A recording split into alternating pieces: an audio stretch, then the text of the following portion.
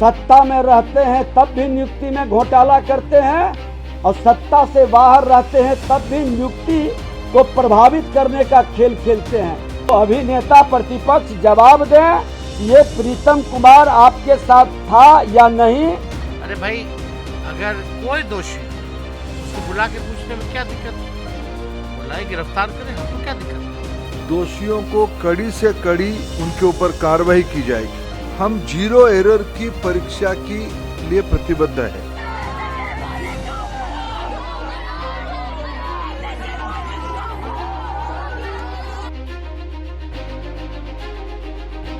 NEET paper leak का मामला थमने का नाम नहीं ले रहा है। पहले सिर्फ ग्रेस मार्क्स पर विवाद था, लेकिन अब विवाद पहुंच गया है पेपर लीक के मामले पर। इसके बाद मांग ये की जा रही है कि नीट की परीक्षा रद्द की जाए। वहीं दूसरी ओर इस मामले पर राजनीतिक बयानबाजियां भी खूब हो रही है। विपक्ष सरकार पर हमलावर है। इस बीच एक नया मोड़ भी सामने आया है और पेपर लीक मामले के तार तेजस्वी यादव से जुड़ गए हैं। जानकारी है कि जिस गेस्ट हाउस में पेपर लीक किया गया उसका कमरा तेजस्वी यादव के पीएस प्रीतम ने बुक करवाया था। वहीं शिक्षा मंत्री धर्मेंद्र प्रधान की तरफ से ये साफ कर दिया गया है कि इस मामले में जिसने भी गड़बड़ी की है उस पर कड़ी कार्रवाई की जाएगी। वहीं अब सरकार ने पेपर लीक के मामले को रोकने के लिए बड़ा फैसला लिया है और देश में एंटी पेपर लीक कानून लागू कर दिया है। अब क्या है ये कानून और नीट मामले में अभी तक क्या कुछ हुआ है, बड़ी बात में आज इसको लेकर बात करेंगे। नमस्कार, आप देख रहे हैं रितम, मैं हूं आपके सामने सपना शर्मा। चलिए पहले शुरुआत से शुरू करते हैं और बताते हैं कि नीट एग्जाम का मामला उठा कैसे। 5 मई को देश भर में नीट परीक्षा होती है। पहली बार नीट की परीक्षा एनटीए कराता है, जिसके बाद 4 जून को एनटीए रिजल्ट जारी करता है। जैसे ही रिजल्ट जारी हुआ, एग्जाम में धांधली के आरोप लगने शुरू हो गए। वजह थी मार्क्स और उसमें जोड़े गए ग्रेड्स। दरअसल 1563 बच्चों को ग्रेस मार्किंग दी गई थी। इसके पीछे की वजह एनटीए ने बताई थी कि ये वो बच्चे हैं जिन्हें क्वेश्चन पेपर या तो गलत मिला या लेट मिला, यानी 1563 छात्रों को लॉस ऑफ टाइम के कारण ग्रेस मार्क्स दिए गए। इस बीच सवाल ये उठा कि इन बच्चों को 10, 20 या 30 नंबर नहीं बल्कि 100 से 150 नंबर तक ग्रेस मार्क्स दिए गए। सवाल ये भी था कि इससे पहले जहां एग्जाम में टॉप करने वाले बच्चे 2 से 3 हुआ करते थे, वहीं इस बार एक साथ 60 से ज्यादा बच्चों को फर्स्ट रैंक मिली, यानी उन्हें 720 में से 720 नंबर मिले, जिसके बाद नेशनल टेस्टिंग एजेंसी की विश्वसनीयता घेरे में आ गई। ये मामला सुप्रीम कोर्ट पहुंचा। याचिकाओं में मुख्य रूप से 3 मांगे की गई। पहली मांग, परीक्षा में गड़बड़ी के आरोपों की जांच एसआईटी एक्सपर्ट कमेटी करे। दूसरी मांग, मौजूदा रिजल्ट के बेस पर हो रही काउंसलिंग को रोका जाए। तीसरी मांग थी कि नीट परीक्षा रद्द की जाए और एग्जाम दोबारा कराए जाएं। मामले की सुनवाई करते हुए कोर्ट ने एग्जाम रद्द और काउंसलिंग पर रोक लगाने से इनकार कर दिया और कोर्ट ने निर्देश दिया कि अब नीट के रिजल्ट से संबंधित सभी मामलों की एक साथ सुनवाई होगी, जो 8 जुलाई को की जाएगी। हालांकि मामला बढ़ता देख एनटीए ने एक्शन लेते हुए ग्रेस मार्किंग पर रोक लगा दी और 1563 बच्चों के मार्क्स बिना ग्रेस के जारी करने का फैसला किया। वहीं उन 1563 बच्चों को फिर से एग्जाम देने का एक और विकल्प रखा गया और परीक्षा की तारीख रखी गई 23 जून। खैर, इन सब के बावजूद छात्रों का प्रदर्शन नहीं रुका और नीट को रद्द करने की मांग और भी ज्यादा तेज होती चली गई। इन सब घटनाक्रमों के बीच नीट परीक्षा को लेकर एक नया एंगल सामने आया। ये एंगल था नीट पेपर लीक। जी हाँ, ये बात साफ हो गई है कि नीट का पेपर लीक हुआ और कुछ बच्चों को ये पेपर परीक्षा से एक दिन पहले मिला। इस बात का खुलासा तब हुआ जब बिहार में आर्थिक अपराध इकाई यानी ईओयू ने 14 लोगों को गिरफ्तार किया।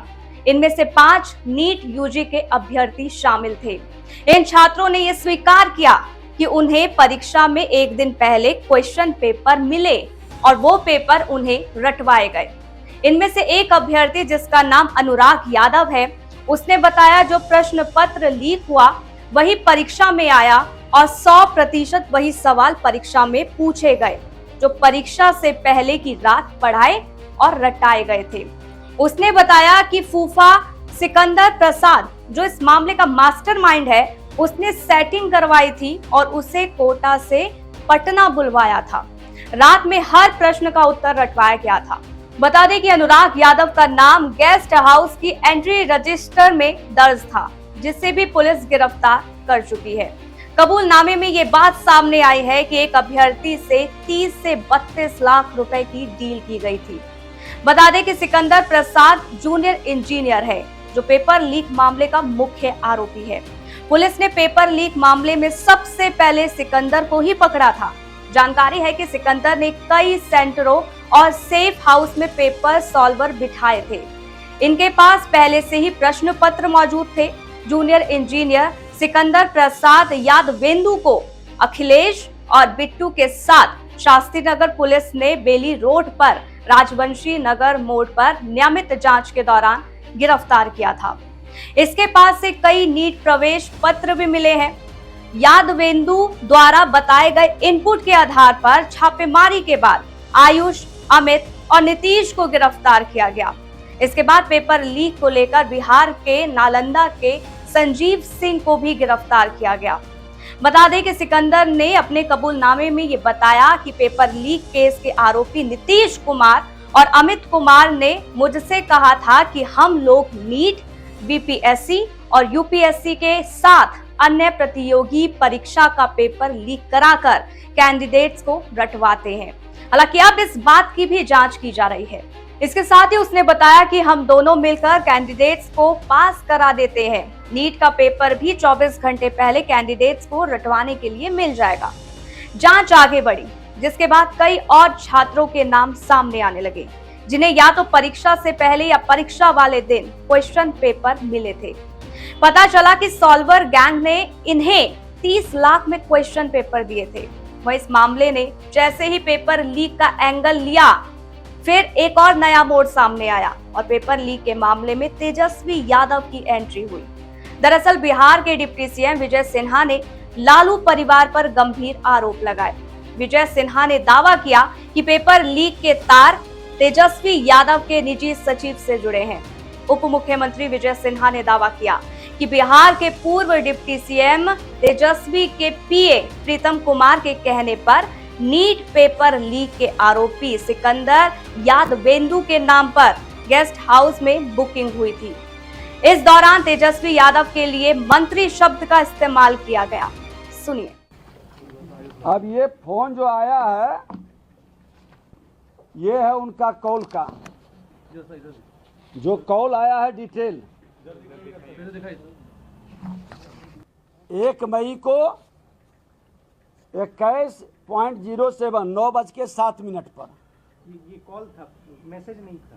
कॉल किए हैं। दूसरा कॉल ये 4 मई को 3 बार किए हैं। ये प्रीतम कुमार यहीं पर पीएस थे जब ये मंत्री विभाग के थे तेजस्वी यादव जी,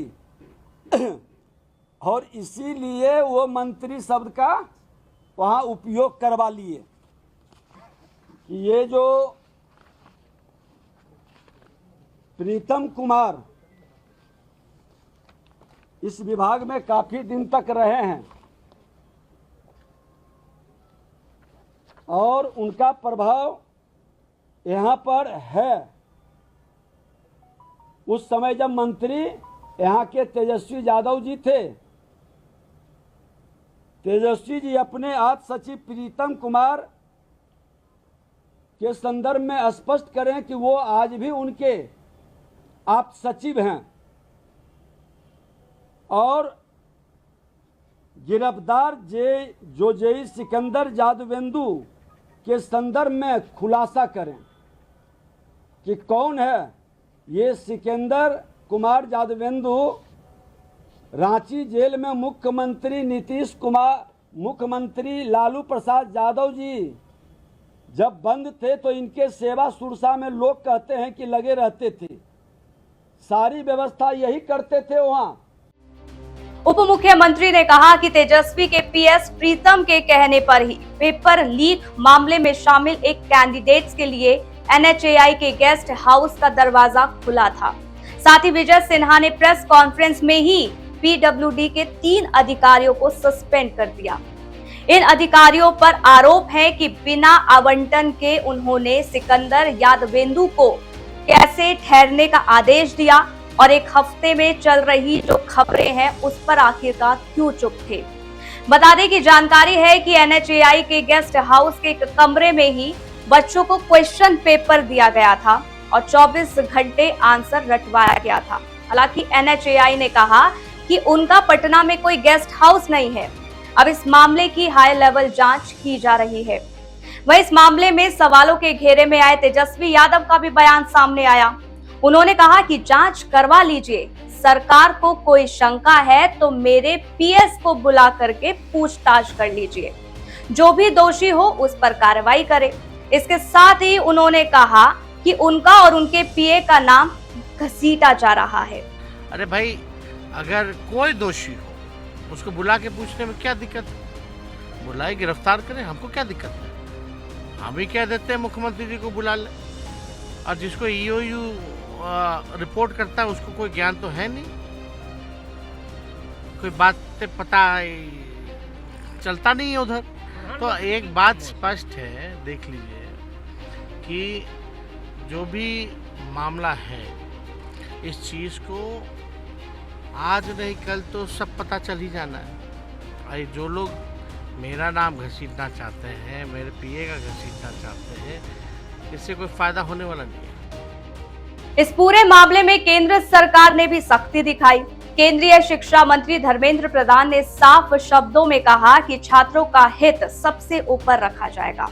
इस केस में जो भी दोषी पाया जाएगा उसके खिलाफ सख्त कार्रवाई की जाएगी। धर्मेंद्र प्रधान ने इसी के साथ पटना पुलिस की त्वरित कार्रवाई की भी प्रशंसा की। सरकार छात्रों के हितों को सुरक्षित करने के लिए प्रतिबद्ध है। पारदर्शिता के साथ हम कोई समझौता नहीं करेंगे। विद्यार्थियों के हित हमारी प्राथमिकता है। किसी भी कीमत पर उसके साथ समझौता नहीं होगा। प्राथमिक जानकारी के अनुसार कुछ एरर स्पेसिफिक रीजन में सीमित है। मैं आपको विश्वास दिलाना चाहता हूं, पुख्ता जानकारी आने पर दोषियों को कड़ी से कड़ी उनके ऊपर कार्रवाई की जाएगी। एनटीए हो या एनटीए में कोई भी बड़ा व्यक्ति हो, जो इसमें दोषी पाया जाएगा इसके खिलाफ सख्त कार्रवाई की जाएगी। विद्यार्थी हमारे देश की भविष्य है। मैं सभी से अनुरोध करता हूं, इस संवेदनशील इशू पे किसी भी तरह की अफवाह फैलाने का कोशिश ना किया जाए या सारे चीजों को राजनीतिक दृष्टि से देखा ना जाए। एक तरफ धर्मेंद्र प्रधान ने सख्त लहजे में ये कह दिया है कि दोषियों को बख्शा नहीं जाएगा, तो वहीं दूसरी ओर राजनीतिक बयानबाजियां जारी है। राहुल गांधी समेत विपक्ष के नेता केंद्र सरकार पर हमलावर हैं। राहुल गांधी कभी प्रेस कॉन्फ्रेंस कर सरकार को घेरते हैं तो कभी नीट के छात्रों से मिलने पहुंच जाते हैं। यानी साफ है कि इस मामले में राजनेता खूब राजनीतिक रोटियां सेक रहे हैं। वहीं इस बीच नीट यूजी 2024 और यूजीसी नेट 2024 परीक्षाओं में कथित अनियमितताओं को लेकर खड़े हुए विवाद के बीच केंद्र सरकार ने एंटी पेपर लीक कानून यानी पब्लिक एग्जामिनेशन एक्ट 2024 लागू कर दिया है, ताकि भविष्य में पेपर लीक की घटनाओं पर लगाम लगाया जा सके। बता दें कि केंद्र सरकार ने शुक्रवार को सार्वजनिक परीक्षा अधिनियम 2024 को अधिसूचित किया, जिसका उद्देश्य देश भर में आयोजित होने वाले प्रतियोगिता और सामान्य प्रवेश परीक्षाओं में फर्जीवाड़े को रोकना है। चलिए अब इस कानून को समझते हैं। क्या है एंटी पेपर लीक कानून? ये कानून पेपर में पेपर लीक जैसे अपराधों पर निपटने के लिए बनाया गया है। ये कानून ऑर्गेनाइज्ड गैंग, माफिया और इस तरह के कामों में लगे हुए लोगों से निपटने के लिए लाया गया है। अगर सरकारी अधिकारी भी इसमें शामिल पाए जाते हैं तो उनको भी अपराधी माना जाएगा। किसी भी ऐसे व्यक्ति को जिसे पब्लिक एग्जाम या उससे जुड़े काम नहीं दिया गया है, उसे एग्जाम सेंटर में एंट्री नहीं दी जाएगी। नए अधिसूचित अधिनियम में सभी अपराधों को संज्ञेय, गैर जमानती और गैर समझौता योग्य बनाया गया है। डीएसपी या एसीपी रैंक का अधिकारी अधिनियम के तहत किसी भी अपराध की जांच कर सकता है। इसके अतिरिक्त केंद्र सरकार के पास किसी भी जांच को केंद्रीय एजेंसी को सौंपने की शक्ति है। बता दें कि 21 जून 2024 से प्रभाव में आया ये कानून इसी साल फरवरी में संसद से पारित हुआ। इससे पहले केंद्र सरकार और जांच एजेंसियों के पास परीक्षाओं में गड़बड़ी से जुड़े अपराधों से निपटने के लिए अलग से कोई ठोस कानून नहीं था। चलिए अब आपको एक एक कर जानकारी देते हैं कि इस एंटी पेपर लीक कानून 2024 में 15 कौन से अपराध हैं जिसमें कड़ी सजा हो सकती है। पहली, किसी परीक्षा का क्वेश्चन पेपर या उत्तर कुंजी यानी कि आंसर की लीक करना। प्रश्न पत्र या आंसर की लीक करने में किसी के साथ शामिल होना, बिना परमिशन क्वेश्चन पेपर या OMR शीट अपने पास रखना, अनधिकृत संचार के माध्यम से परीक्षा के दौरान उम्मीदवारों की सहायता करना, कंप्यूटर नेटवर्क या अन्य उपकरणों के साथ छेड़छाड़ करना, प्रॉक्सी उम्मीदवार बैठाना यानी किसी सॉल्वर को कैंडिडेट की जगह परीक्षा दिलवाना, फर्जी एडमिट कार्ड जारी करना, फर्जी परीक्षा आयोजित करना, परीक्षा सूची या रैंक को लेकर नकली दस्तावेज जारी करना, योग्यता दस्तावेजों के साथ छेड़छाड़ करना, कॉपियों के मूल्यांकन में बिना परमिशन छेड़छाड़ करना, परीक्षार्थी की सीट, अरेंजमेंट, एग्जाम डेट या शिफ्ट में छेड़छाड़ करना, किसी एग्जामिनेशन अथॉरिटी को धमकाना या काम में बाधा पैदा करना, पब्लिक एग्जाम के लिए तय सिक्योरिटी मानकों का उल्लंघन करना, अधिनियम में परीक्षा से संबंधित गोपनीय जानकारी को समय से पहले सार्वजनिक करना। तो ये वो अपराध हैं जो एंटी पेपर लीक कानून के तहत आते हैं। चलिए अब आपको ये जानकारी देते हैं कि इस अपराध की क्या क्या सजा हो सकती है। अगर पब्लिक एग्जाम में अनुचित साधनों का उपयोग करने वालों को 3-5 साल की कैद और 10 लाख तक का जुर्माना लगाया जा सकता है। जिन परीक्षा केंद्र पर अनुचित व्यवहार पाए जाते हैं वह परीक्षा आयोजित करने के लिए नियुक्त किए गए सर्विस प्रोवाइडर पर 1 करोड़ तक का जुर्माना लगाया जा सकता है। अनधिकृत संचार के माध्यम से परीक्षा के दौरान उम्मीदवारों की सहायता करना, कंप्यूटर नेटवर्क या अन्य उपकरणों के साथ छेड़छाड़ करने पर परीक्षा की आनुपातिक लागत भी ऐसे सर्विस प्रोवाइडर से वसूल की जाएगी और उन्हें 4 साल तक किसी भी सार्वजनिक परीक्षा के संचालन से प्रतिबंधित कर दिया जाएगा। सेवा प्रदाता इकाई के वरिष्ठ अधिकारियों जिसमें निदेशक, वरिष्ठ प्रबंधन प्रभारी व्यक्ति को भी 3 से 10 साल की जेल की सजा और 1 करोड़ तक का जुर्माना देना होगा अगर वह अनुचित व्यवहार को बढ़ावा देने की किसी योजना का हिस्सा पाए जाते हैं। वहीं अगर कोई व्यक्ति या समूह इनमें सार्वजनिक परीक्षा प्राधिकरण और सेवा प्रदाता शामिल है, परीक्षा के संचालन के संबंध में कोई संगठित अपराध करते पाए जाते हैं तो उन्हें 5 से 10 साल की कैद और कम से कम 1 करोड़ का जुर्माना देना होगा। अगर कोई व्यक्ति या व्यक्तियों का समूह कोई संगठित अपराध करता है, इसमें परीक्षा आयोजित करने वाली संस्था, सेवा प्रदाता या कोई अन्य संस्थान शामिल है तो उन्हें कम से कम 5 साल की कैद की सजा दी जाएगी, जिसे 10 साल तक बढ़ाया जा सकता है। वही सर्विस प्रोवाइडर अवैध गतिविधियों में शामिल है तो उससे परीक्षा की लागत वसूली जाएगी। अधिनियम में परीक्षा से संबंधित गोपनीय जानकारी को समय से पहले सार्वजनिक करने और परीक्षा केंद्रों में अनधिकृत लोगों के प्रवेश पर रोक लगाई गई है। इन अपराधों के लिए 3 से 5 साल की कैद और 10 लाख रुपए तक का जुर्माना हो सकता है।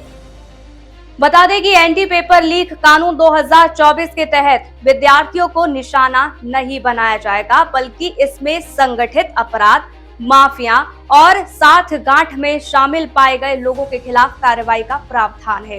हालांकि परीक्षा गड़बड़ी मामले में अगर किसी अभ्यर्थी का नाम सामने आता है तो उसे भी बख्शा नहीं जाएगा। उस अभ्यर्थी के खिलाफ परीक्षा आयोजित करा रही एजेंसी या आयोग द्वारा लागू नियमों के तहत कार्रवाई हो सकती है।